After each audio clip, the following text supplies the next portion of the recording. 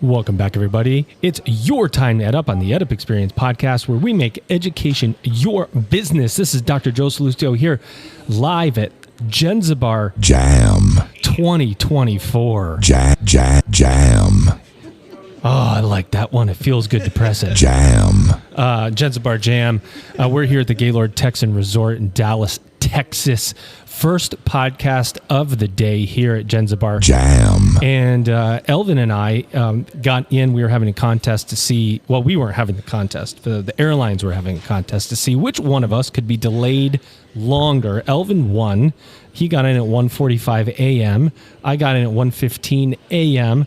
So we're going to make this work, although we're running on fumes. But that's when we make a lot of mistakes, and mistakes are fun here at Jenzabar. Jam. Yeah. See how that works? We just mask all our mistakes. I'm going to hit this button every time somebody messes up. Jam. Feels good. We're here. There's lots of people who are just getting in. Things are getting set up. These conversations are going to be fresh. It's been a year since we've been at Jenzabar Jam, so we're really excited to catch up with old friends, and I've got one with me today. Let me make sure I bring him in appropriately. I actually got things ready for him. Ladies and gentlemen, this is not working out. It's not working out the way it's supposed to, but I will get there eventually. Yeah, we'll do enough of these together. Where, you might recognize his voice. Ladies and gentlemen, here he is. He is the one and only Jeff Elliott. Cheers. He's Senior Director of Product Management at Jenzabar. Jeff, welcome back. Joe, thank you so much. Great to be here. Elvin, nice to see you all. It's been a year. It's been a long time. Too long. So it has been great to be back. Now that I'm more ready, thank you for that. I wasn't ready. It was going to be something like this. Ladies and gentlemen, here he is, Jeff Elliott. That goes with the jam, Barry White. I like it. Jeff Elliott. Anyway, that was what's supposed to happen, but since I like it was it though. Thank you. We've got a guest with us today, and we want to get into the conversation. I'll be more ready for him. Ladies and gentlemen, let's bring him to the microphone right now. Turn down for what? Oh, this is going to play so well back on campus. Devin Ray. Pretty sure I entered a wedding reception into that one once. He is he's an enterprise application services manager for Edgewood College, and you're on the mic. First one on the mic. What's going on, Devin? How are you? I'm doing great. This is exciting. I'm glad to be here. You're breaking the ice. You're breaking the first one. Now people are going to walk by and go, "What is that guy doing? Why is he on the microphone?" Devin, tell us a little bit about Edgewood College. I'm having a problem saying that. Edgewood College, where you are located, what you do, how you do it. We are a small liberal arts college in Madison, Wisconsin, and in my role, I work in IT as the manager of enterprise application services. But really, we're kind of the group that kind of tries to bring the vision together of all of our interconnected solutions, do the integrations between our student information system and all the other products that we have, and make sure that our college is kind of pulling together in a similar direction. Are you in the cicada zone at this time? We are at the north end of it. I heard they're just starting to emerge up by us. We haven't kind of caught the full brunt of it. I think we don't have both kinds. I think there's two kinds coming this year. We only get one of them, but we've got both. I live in St. Charles, Missouri. Just quick story. Yesterday I was mowing the lawn, and apparently cicadas like sound. They like deep sounds, like lawnmowers, or if you're Barry edging. White. Barry White, Jeff Elliott. Yeah. So these deep guttural sounds, they will start flying around. So I was mowing the lawn on my riding mower, super lazy, but I'm doing it. And I have them flying at me. I had a couple that had made a home on my hat. They're all over anyway. And even those beekeeper veils. I do. I get them all off. I spray down the mower. It's all good. Walk inside, and I'm like, I feel a little weird. No. One sitting right on the back of my neck. Right on the back of my neck. And I thought, you know what? Isn't that just ironic, right? Yes. It is the way things go. Kind of like how IT works at schools, right? There's always something that has to be focused on. It's a big job these days, right? There's lots of little cicadas flying around you. There's data security issues. There's student data that needs to be protected. There's applications. There's artificial intelligence. There's so many areas, applications. I want this, Devin. I need this. I want it. Give it to me. How do you manage all this? I mean, especially with a lean IT team. Yeah, well, it really, being able to develop a kind of a roadmap of where you want to go is critical, so that you have folks that are all trying to, even though we do have kind of centralized systems, there's always going to be those add-ons and those added value areas that that people want to look for, and so having kind of a roadmap and a project plan and a project pipeline really is critical to being able to bring those in kind of in an organized fashion, to integrate them in an organized fashion, and make sure that those releases are successful so that people actually get the full value out of what you're trying to introduce. I actually recorded you giving out a product release. It sounded like this. Execute Order 66. So it kind of goes like that. Sounds right? like me. Yeah. Jeff, I mean, this is hard being in IT these days, isn't Sure. it? Oh, of course. And, you've got a lot of the added burden now of, I think for all the right reasons, schools moving to being hosted and managed, for a lot of the security, for a lot of the data protection, all that. But that comes with new technical challenges, access to data, reporting. I've been on, I can't tell you how many meetings with Devin, and it's hard too, because I don't want to say higher ed can be like herding cats, but Yikes! Not only do you have to have all the technicals in order, but you have to bring the people together to execute, right? And it's not Devin's people who execute. Devin has the vision, Devin has the plan, but you've got to find a way to bring all these people together, share the vision, share the value of what we're doing and why it's so positive. And even then, it's speed bumps and potholes, and it is really, really hard right now for IT folks. That's a good segue. I should actually pay you for that because it was so good. I agree. Edgewood, and you had this evolution of technology. Now, what brought you to the idea of a single vendor solution? Why was that a necessary step in evolution for your college? Well, a lot of it is around operational efficiency.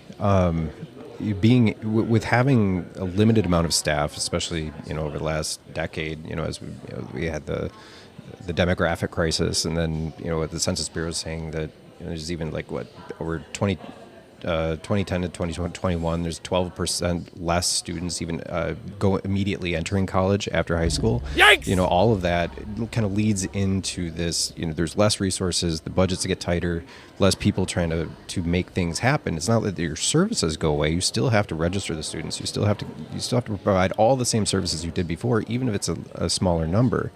And so being able to not have all those disjointed systems, bring everything into one system where you can create that operational efficiency, where you're all kind of helping each other out with different aspects of what we're all trying to accomplish. Bringing that all into one location really is critical in order for that to be successful. And then when you're not just trying to stay afloat and tread water and trying to look towards the future, having all of that information in one place where you can look at it, analyze it, make plans around it, so much easier if you're in a centralized system where you're kind of speaking to one source of truth in order to make those what I call data-informed decisions and try to take you where you want to go next. So your partnership with Jenzabar has evolved too. Yeah. Talk a little bit about that, and maybe Jeff, you can jump in too, because the evolution of partnership is important. Because, this is something that needs to be said. At some point, partnerships matter, and at another point, when you need to take a step up in evolution at your institution, you have to survey what other opportunities and what it's a responsibility of an institution to say, I need to shop around every little bit. Yep. And the vendor has to keep selling to you, I guess maybe is that right, through relationships, partnerships, through evolution, through investments in their technology, to say, yes, we're going to keep giving you what you need, so keep choosing us. Yeah. That's an important, it kind of is like, oh yeah, we've been with Jenzabar for 20 years, we've been with so-and-so for 20 years, but that's 20 years of delivery over and over and over, or else if it wasn't, you'd switch. As somebody who is in IT, you'd switch to a different vendor. we always are looking at other what else is out there, new growth areas, and who's kind of leading the way in the landscape and where we need to go next. Why did this get to this point, this evolution of this partnership, or how did it get to this point? And how long have you been dealing with Jenzabar yourself? And tell me about it. I've been working with Jenzabar directly since 2008. Oh, wow. I was involved in a conversion from older Jenzabar product to the Jenzabar EX at the time. So that was kind of my introduction. And so after getting sitting through an entire summer, and there's like 16 weeks of training on every module that they offer. Epic. Gave me a really interesting kind of insight into the background of, not just, what things look like from the IT perspective, but how all of the different offices are going to play into using this product. And so that really helped in my own professional development, being able to position myself in an area where I could see the bigger picture, see how this is all supposed to work together, at least through Jenzabar's vision, how that matches up with how Edgewood does things, and then see, and be able then to have those conversations with Jenzabar to say, okay, these are the gaps that I see. This is where we are going to need to be in X months, and what are you doing that's going to make sure that we can get across that finish line? And Jeff, you always have to deliver. Always. And sometimes the answer is no. Devin and I have had those moments, right? I think, Joe, what you hit on earlier is what is so important in this. It's what Jenzabar tries to take so seriously, and that's the relationships, right? The alternative to a single solution or a single vendor is best of breed, right? That's what the industry would call that. And it's not just about APIs. It's not just about does data move. It's about, a team at Jenzabar who understands Edgewood and Devin and all of Devin's users' needs and all that stuff. And it is so much more complex to pull these different disparate systems together. And, we do that as part of our construct, as part of our design, to do a lot of that work. And, that's where listening to users is so important to us, and hearing those problems and hearing those challenges and trying to create a single system for the most part that solves a lot of that. Not perfectly, not always, right? And Devin and other users like Devin will come to us with challenges, and the answer will be, that's a little specific to Edgewood, but it's a great idea and concept, and let's figure all that out. So those relationships are crucial. I mean, at Jenzabar, I'm part of a team that is support, and it's PD, and it's all the different teams, and they always bring clients forward and go, here's what this team is going through right now.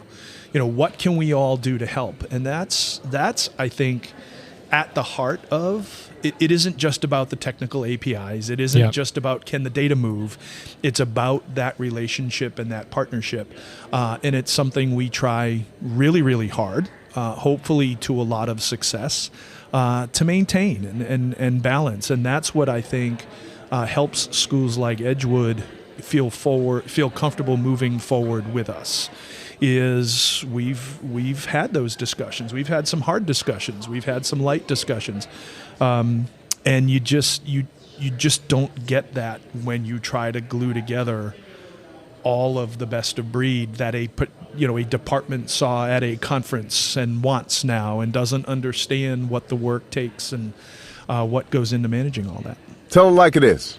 Devin, just as I'm hearing Jeff talk, I'm going, to move to a single vendor solution, the timing makes a huge difference, because I don't know how many systems you need to bring into one, but you might have you have contracts all over the place. You have different lengths. You can get out of some, you can't get out of others. There might be an investment to do something like this, and you let your other contracts run out. Can you talk about that criteria process? Like what first of all, how do you think about that, right? So if you're talking to somebody right now that's going, I want to move to a single vendor solution, well, it's not that easy. The timing all has to be worked out. And then how did you choose the vendor? Like, what was the criteria that you said, this is the criteria that we're going to have to choose this vendor who's going to be our single vendor solution? A lot of questions in there, I know. Yeah. That's called rapid fire, Devin. A lot of it is just looking at where we sit in terms of resource right now, and what is going to be the most impactful for the institution. Like what people always say, what are the big rocks that you can move right away? And focus on those first. Like, what is the biggest impact that we can do with the least amount of impact to our ability to continue to serve people as we go? but it's a delicate balance, and we've straddled those lines for years with some products where we're kind of 1 foot in one product, 1 foot in the other as we're trying to get things going. It's not always a straight line. That's hard because users, right? It's like, well, I'm not going to use this new thing if I have my old thing that works for me right now. I don't want to use a new process. Yeah, well, but also, I mean, we've experienced tons of turnover, and turnover in leadership positions where, we think we're headed in one direction, and then 2 months later, we're going to somewhere else. I don't think so. Yeah. So it's always you kind of try and pick a North Star, and figure out how and be able to in the college politics be able to speak really truly in a way that they understand about how, if we are able to move in this direction, use this configuration of tools in this way, we can accomplish what you want to accomplish. We can also provide the efficiency that we're looking for and provide that student experience that we're all hoping to provide.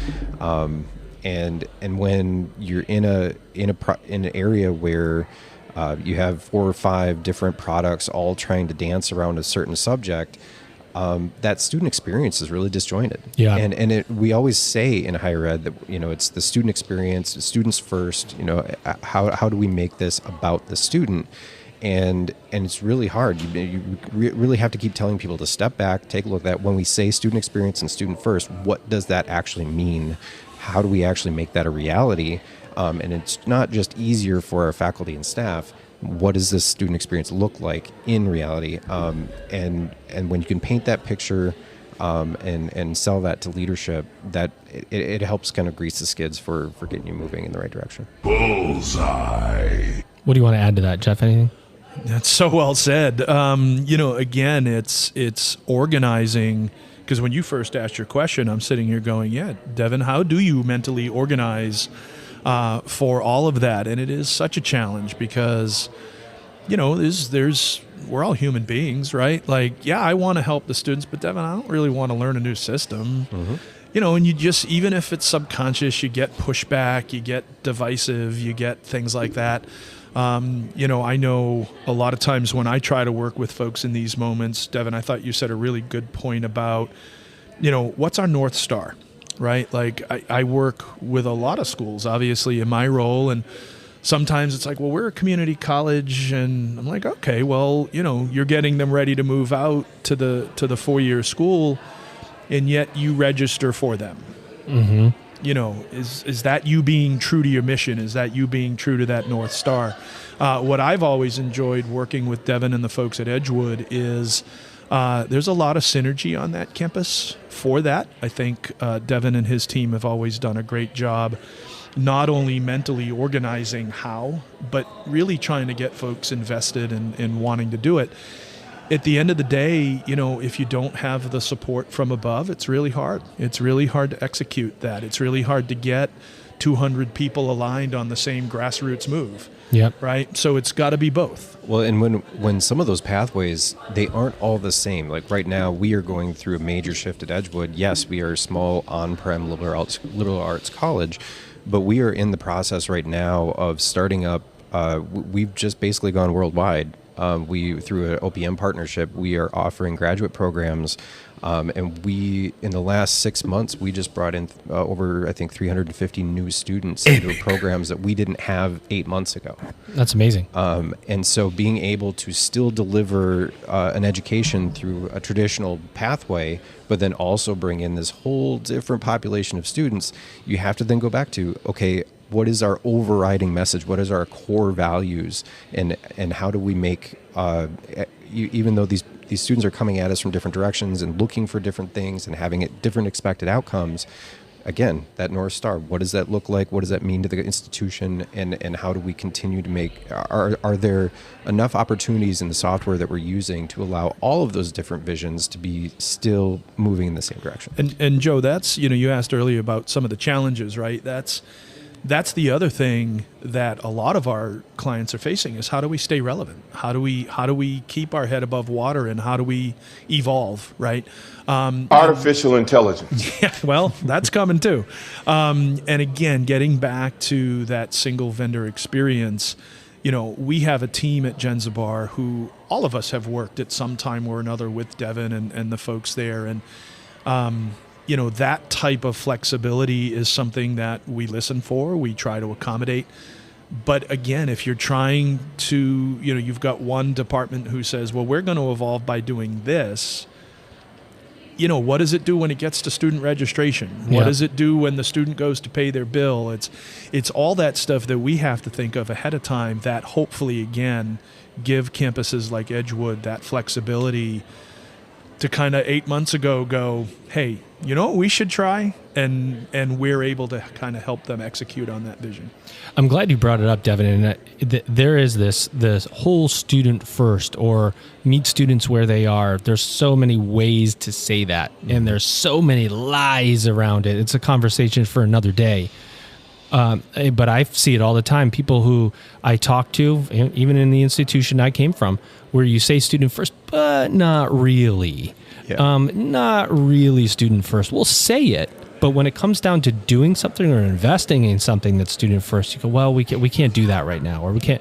And so there is a kind of a big smoke and mirror piece around what student first means. And it means different things to different people, which is what makes your job so hard, is because you have to manage all the systems that the people need to do their job of what student first means, right? So you have to sift through all of that to provide the product. So I don't envy you. I don't envy anyone in IT these days because of artificial intelligence, because of security risks and all of the things you have to watch out for. And it makes me ask you this question, and that is what you see for the future of higher ed. And what do you see in the future? What's the industry going to look like? Well, the methods of delivery are certainly going to change. It's meeting students where they are, that what we are providing, the things that are of value to those students is changing. But also the students' expectations are changing. I mean, generationally, looking at the different generations, Gen Z's expectations versus, the ones before, they're willing to pay more for a personalized experience in their education more than any other generation before them. And I think that trend is just going to continue to grow in that direction. And so evolving in from a one-size-fits-all solution to something that can still provide that consistent student experience, but consistent in an individualized way, is going to be a very prominent theme, I think, in higher education going forward. And Joe, we saw that in working with Devin in that program you're talking about, Devin, right? It was your first foray into that. And we're sitting and talking about curriculum, and we have the traditional version of this. We now have the non-traditional, and they're different. It's the same major, different program, different courses mix in, different versions, different offerings. It is really just kind of evolving. And Joe, it's interesting, like I will lead a discussion later this week on student success. And one of the things I always say in there is, you want the institute to succeed. You want your school to succeed, but don't ever confuse an institutional success strategy for a student success strategy. Mm-hmm. Those are not the same things. They can be aligned, and that's the goal, right? But I've seen schools who will say, I'll say, what's your student population look like, Devin? Well, we have traditional students, non-traditional students. We're about 48% female. But that's not where we're at anymore. And I think, Devin, that's at the heart of what you're getting at. Now we have people who are going to enroll in a class when they have money because they're not going to float loans. Yep. The tags we attach to students now have all changed. And your residential student who takes mostly online courses, exactly. And so you still count them as a residential student. Yep. Then you need different program versions. So you say program version to people, they'll start sweating if they know what's going on in SAS. Absolutely. And again, you get back to how do I coordinate all of that when you're in Devin's role. So. I'm with you. I don't envy Devin his role someday on campus, but I also agree. I think that's where we're going. Well, there you have it, everybody. This is the conclusion of the first episode here at Jenzabar Jam 2024 with my guest co-host, hopefully multiple-time guest co-host, as he's here. He is the one and only Jeff the one and only Elliot. He's Senior Director of Product Management at Jenzabar. And our guest today, no, he is your guest today. He is... Turn down for what? He's Devin Ray, Edgewood College, Enterprise Application Services Manager. He gets more exciting music. Devin, thanks for coming on. Did you have a good time, even though you got to talk about it? No, this is great. Good. All right, well, there you have it, everybody. You've just EdUp'd.